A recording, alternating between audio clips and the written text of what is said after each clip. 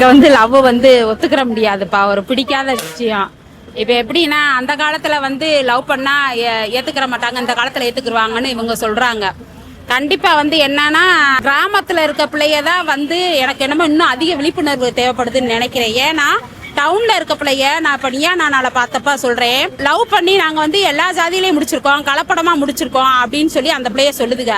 ஆனா அதே டவுன்ல இருக்க பிள்ளைகளோ நல்லா படிச்சவங்க வீட்டுல இருந்து லவ் பண்ண பிள்ளைகளோ பாத்தீங்க அப்படின்னா அவங்க ஜாதியை தவிர்த்து போகாம கரெக்டா அவங்க ஜாதியிலையும் சரி போறது மாதிரி அவங்க அந்த மாதிரி அந்த பிள்ளைய நல்ல புரிதலோட இருக்குங்க. அதாவது எனக்கு எல்லாமே கிடைக்குது, எங்க அப்பா அம்மா வீட்டுல என்னை படிக்க வச்சிருக்காங்க, எல்லாம் வச்சிருக்காங்க, அதுக்கு மேல எல்லாமே கிடைக்குது, ஏன் நான் அதுல போய் விழுகணும், அடுத்த ரீதியா அடுத்த பொசிஷன் போகணும் அப்படின்றது மாதிரி தான் அந்த பிள்ளைய விரும்புதுங்க.